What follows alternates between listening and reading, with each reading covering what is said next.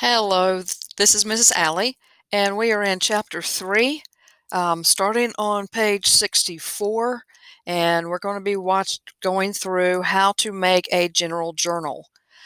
So this is the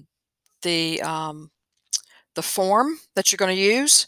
It has a date column, a description column, the post reference column, the debit and the credit columns. What you're going to do is for each transaction, where you start first is with the date. So all of these are the work together problems for chapter 3. So over here on the side, I'm just going to put that a reference that this is 3-1 work together, age 64. Okay. As I go through this, I will let you know when I'm going to the next section of the book. Our book breaks it down for you and it shows you the examples just like I'm going to do. So I'm on page 64 and I look at Work Together 3-1 and it's titled Journalizing Entries in a General Journal. And it gives us first the chart of accounts with cash, accounts receivable, K-SPA, supplies, prepaid insurance, accounts payable with Supply Mart, Norma Dirks Capital, Norma Dirks Drawing. It has the sales account, the rent expense, and the utilities expense. I have 2 transactions listed for April 1st and April 2nd, and then the instructions. It says to journalize each transaction completed during April of the current year. Use page 1 of the journal. Source documents are abbreviated as follows. Check with a C, receipt with an R, and save your work for Work Together 3-2. As we go through all of these work togethers for the chapter, we're just going to continue them on the same page. All right, so it tells us that our date today is that we're using is April 1. And that's 2020. You always use the current year. Now, the transaction that we're talking about for April 1st in the book, it tells me received cash from owner as an investment, $2,800, and we used receipt number 1. You always use a receipt when anybody gives the company money. So first I have to figure out what 2 accounts are being impacted from the account list that they gave us in our chart of accounts. So when it tells us cash, that means that the cash account is being affected. And then it says from the owner as an investment. So the owner put money into their own business. Now, the first thing I have to do is I have to list the account first that is going to be debited. That's going to be debited. I have to list that one first. And from your DC Adler, we've talked about that as well. Your DC Adler tells you that what the account that's going up will be your um, is dependent um,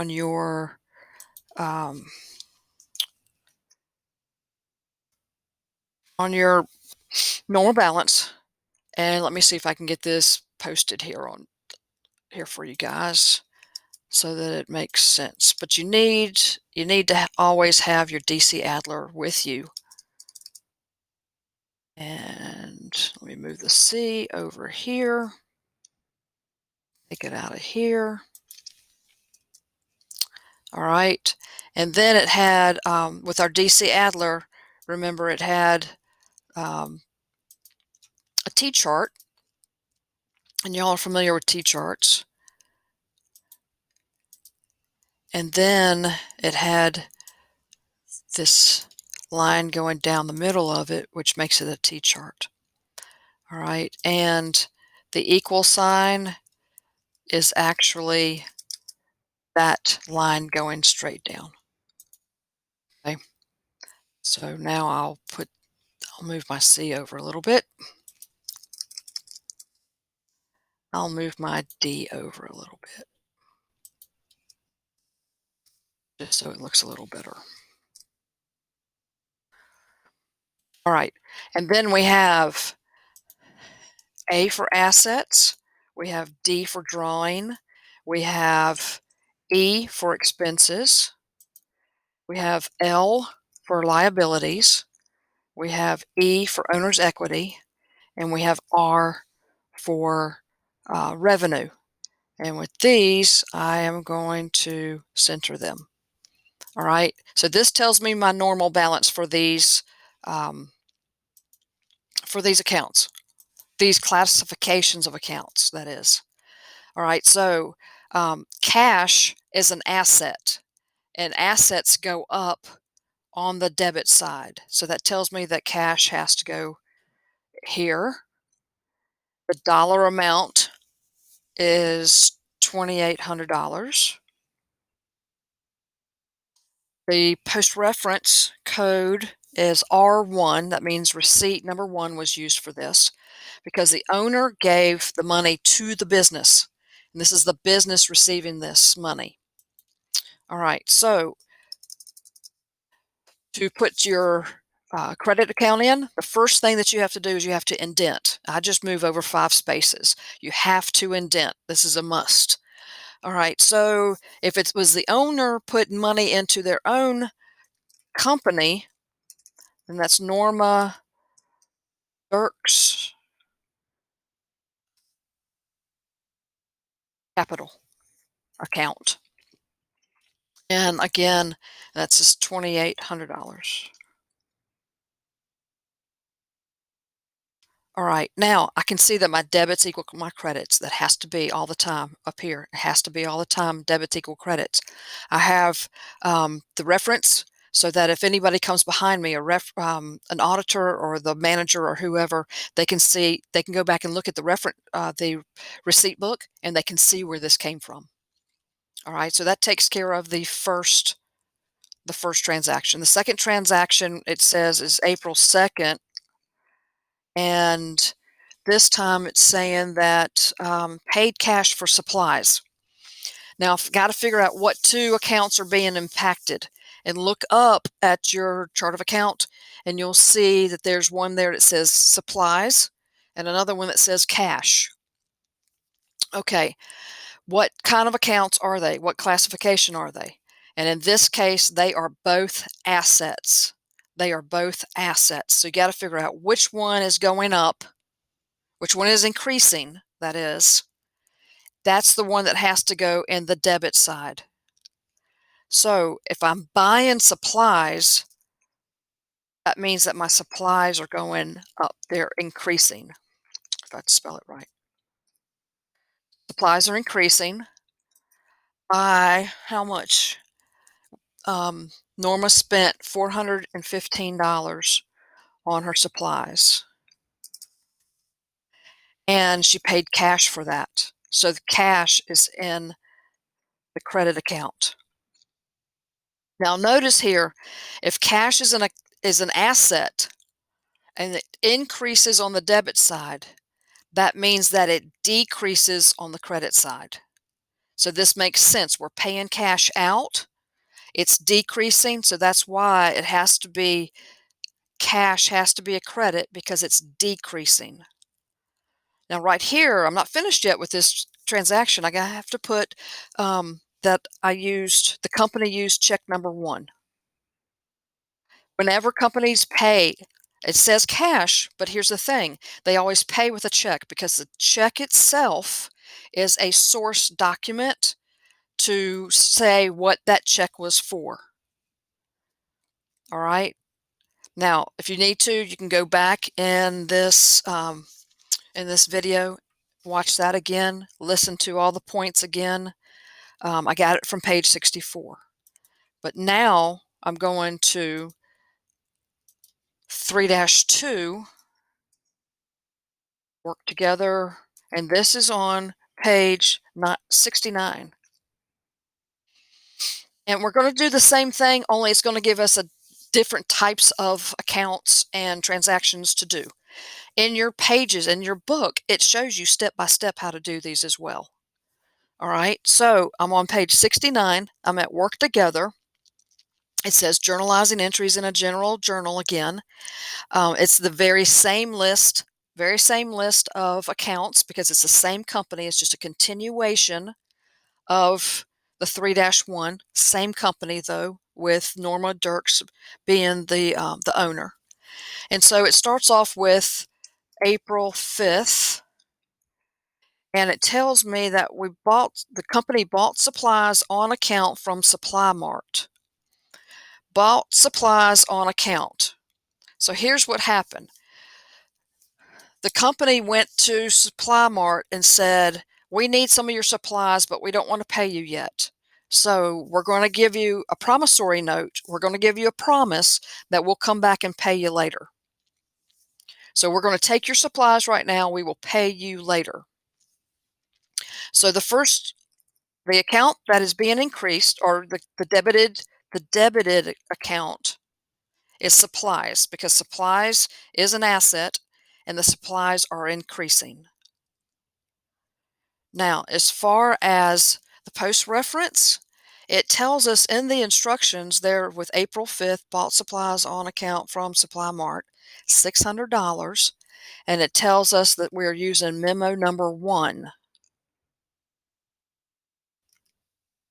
$600. Now, we did not pay cash, so we can't put cash down for this.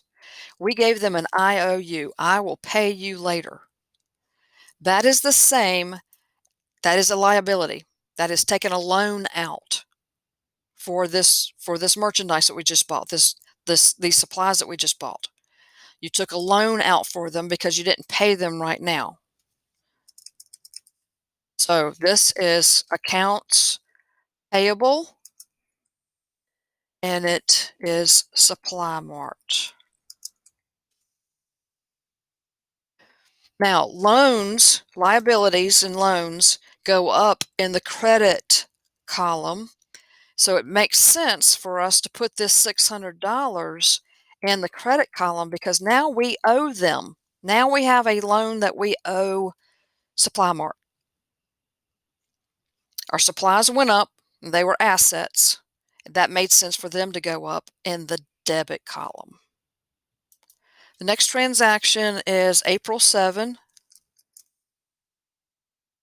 And on April 7, it said paid cash for insurance, $500, check number 2. We have to figure out the 2 accounts that are being impacted on this one. Now, it's cash and insurance. And I look up at my chart of accounts and I see that I have a cash account and I have a prepaid insurance account. My insurance is always paid in advance. You pay it now and it covers you for the future. You cannot pay it now and it covered you for the past. So it's always prepaid, like a prepaid gift card. Okay? So in this case, on the 7th, I'm exchanging one asset for another asset. Remember, assets are things of value that we own. Things of value that we own. So if they're both assets, the one that is increasing, I need to put in the debit column. The one that's increasing, I need to put in the debit column. And in this case, my prepaid insurance is increasing. It says that the company used check number 2, which makes sense since they've already used check number 1. And this prepaid insurance cost $500. Well, you can't give an IOU. You cannot give an IOU for prepaid insurance. Either you pay it and have the insurance, or you don't pay it and you don't have the insurance. So in this case, cash is going down. Cash is decreasing. Cash is an asset. But remember, the normal balance, I'm going to put on here, normal balance. That means it goes up on this side. And in this case, cash needs to go down, needs to decrease. So it has to go on the other side. Okay. The last assignment or transaction for this one is April 9th. and it says paid cash on account to Supply Mart, $300, check number 3.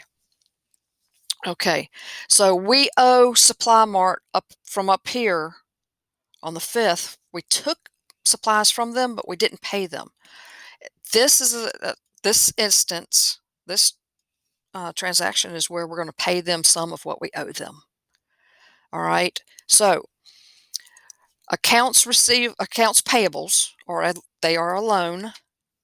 They go up on the credit side. They're going to come down on the debit side.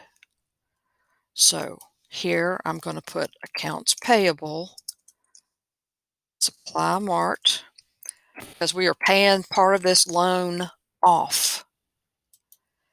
And it says check number 3, and we are paying them $300, just half of what we owe them.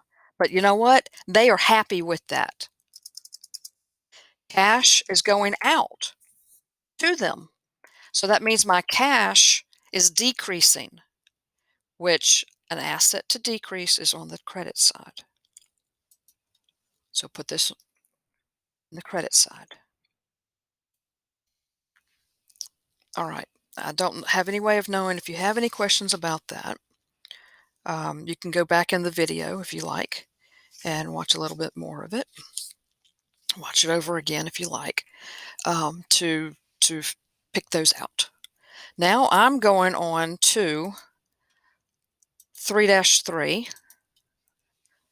3-3, work together, and this is page 75.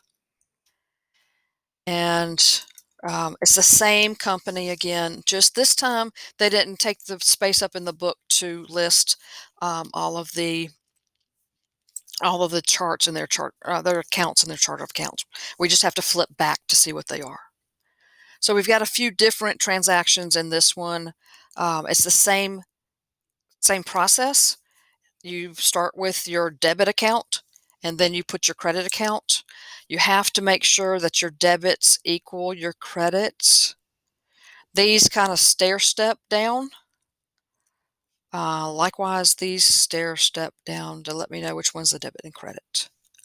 And my date only goes with the debit line. So now I'm at April 12,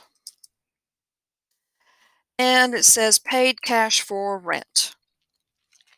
So if you look at your chart of accounts, it doesn't say just rent, it says rent expense. And on your DC Adler, aid, E down here at the bottom is an expense. And so expenses, when they increase, they're on the debit side. This is check number 4. And when they paid rent this time, it was $650. Well, just like the others, when you pay out cash, cash is the credited account. You plug that in. Cash is the most used account that there is for every company out there. I hope you notice that. It is the most used account for every company out there because it is so vital. It is so vital. The next transaction is on the 13th, and this one says received cash from sales, $2,500, and it's using a calculator tape number 13. Okay, so we're taking cash in this time. This is a good thing. So cash is going up. Right here, we have to put T13 because it's a calculator tape number 13. They use 13. They don't start with 1. They use 13 because it is on the 13th of the month. This is the cash credit cards or checks from the cash drawer, from the cash register. And they said that it's $2,500. $2,500. So we have to figure out what's the credit account, the account that's going to be credited. Well, this is called sales. And sales is the same as over here in your DC Adler. Sales is revenue. Sales is revenue.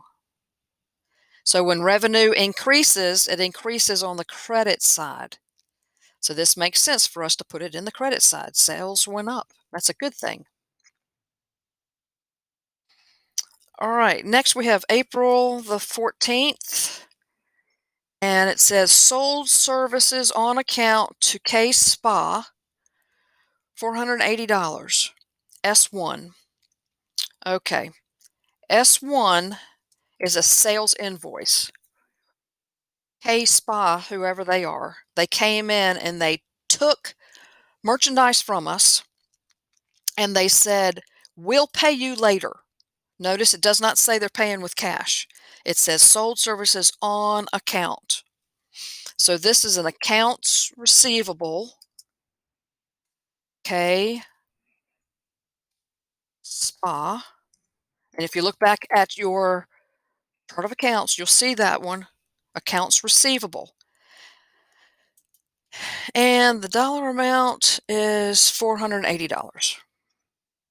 Okay, now I need to show you something or remind you.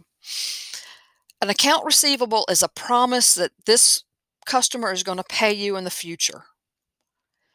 One, you own it, and two, it has value. So accounts receivables, waiting to receive these. These are assets. Accounts receivable are assets. So when an asset is increased, it goes on the debit side. That's what this is. Now, it says sold services on account. Well, guys, sold is the same as saying sales, just a past tense of sales. I've had a lot of students in the past be very confused by that. But sold means that there was a sale involved. And revenue over here is when it goes up, it's a credit. So it makes sense that this is the credit account. Next, we're on April 19th, and it says paid cash for the electric bill. Okay, so paying cash again, paying cash again. And if you look at your chart of accounts, there's not one that says electricity expense. There's one that says utilities expense. And you're always going to use a check to pay something because the check comes back to prove that you paid it. It's a source document. And in this case, the electricity for the month was $220. Well, you used a check right here. Whenever you use a check, it's always cash. It's always cash that is being decreased, just like the ones above, whenever we paid out cash. Next transaction is on the 20th, April 20, and it says received cash on account from K Spa, $255, receipt 2. So whenever anybody gives the company money, you're going to use a receipt. Notice the first receipt we used was up here at the top. Well, if they're giving us cash, and cash is an asset right here, and assets go up on the debit side, then yeah, this is going to be cash. And they are paying us $255. That's good. They owe us $480, but hey, I'll take something. So what's going to be my credited account? Well, I'm offsetting up here on the 14th where they bought stuff. So if this one was a debit, this time it has to be the credit. Accounts receivable, K Spa. And I have to finish it up with the 255 in the credit column. Notice my debits and credits, stair steps, they balance. Now I have April 21st, and it says paid cash to owner as a withdrawal of equity, $1,500. Cash or check number 6, check 6. So if I'm using a check, that means I've paid out cash. What other account is being impacted? Go back and look at your chart of accounts, and you will find Norma Dirks drawing. This is when the owner takes money out of the company for their own personal use. It is completely legal, but they have to document it. They have to show where the money went.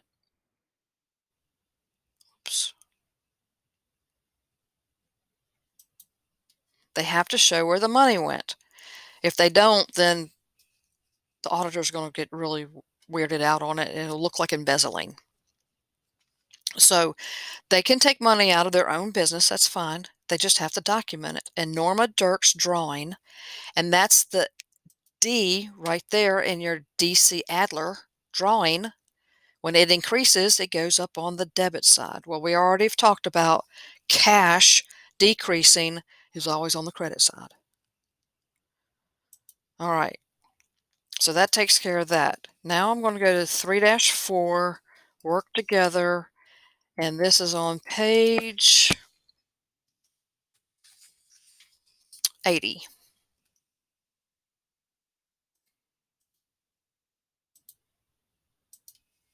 We're almost done. We just have to do these last few that are at the end of the chapter, and that is, or end of for the month, the fiscal month, and that's fine. I'm gonna copy this and put it down here so we can see it easier. Okay.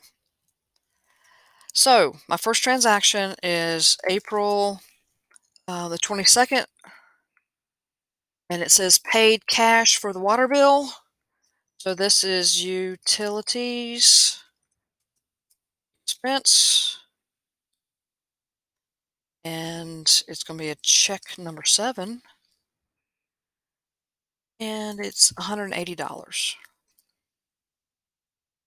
Since I wrote a check, cash has to be the credited amount or account.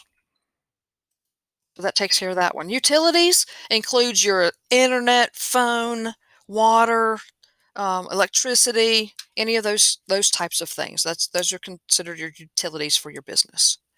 The next transaction is April 23rd, and it says sold services on account to Case Spa again.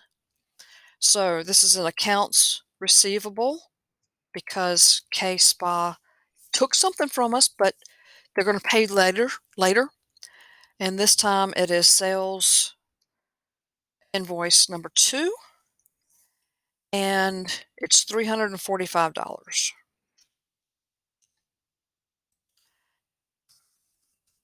It said sold. That's the same as sales, past tense of sales.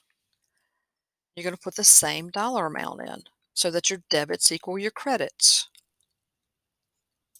Now I'm going a little faster now. You should have picked up or see how this is all rolling the same way.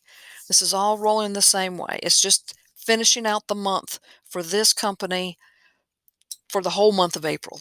Okay, so the next one is April 26,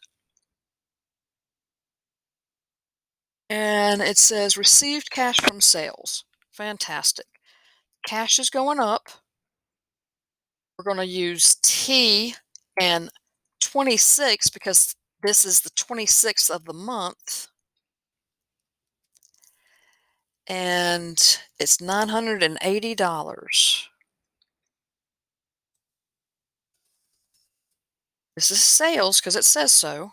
So this is $980 that came from the cash register.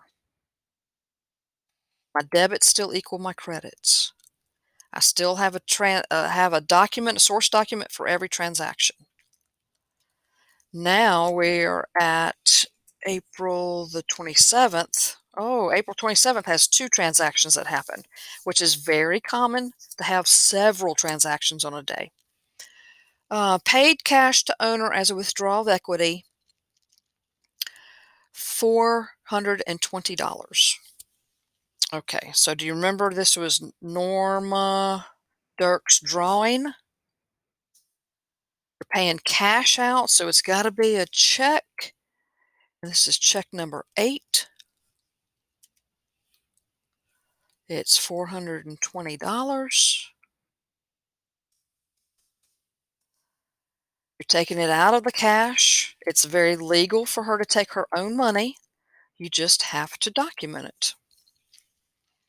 Now we have another April 27, and this time it says paid cash for supplies. So we just went ahead and wrote a check for these supplies that we needed. So supplies, it's not supplies expense, it's just supplies. And it's check number 9.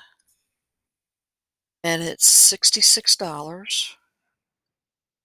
And because we used a check, it's got to be cash. A debit still equal my credits all the way down. Now we're on April the 28th. And it says paid cash for postage, but this time they want us to use miscellaneous expense. Postage is not considered a utility. So we're going to use miscellaneous. I always have a problem spelling this. Miscellaneous expense. Check 10, because you always keep your checks in numerical order. And they spent $35 on postage. Buying those stamps so they could send bills out or whatever. You're writing a check, then it's got to be cash. My debits equal my credits. Now we're at April the 29th, and it says received cash on account from K-Spa, $200. Receipt number 3. Yay. All right, so we're receiving cash, and whenever we receive cash, we give a receipt. And K-Spa paid us $200 of what they owe us. And this was an accounts receivable, K-Spa. So see, now they don't owe us as much. They still owe us, but not as much. It's good that they're paying their bills off. April 30th, and it says received cash from sales. Yay. Received cash from sales. So this is going to be T30. This calculator tape number 30 from your cash drawer, from your cash register. And this was $745. And this is sales. My debits equal my credits, and I have fulfilled um, all of my transactions. I've put all of my transactions for the month in the general journal, and that's what this is. All right, so I hope that you understand this. You can go back and listen to it all that you want, and let me know what questions you have after this. All right. I enjoyed it. I hope you did. I hope it helps you understand it, and I'll see you next time. Bye.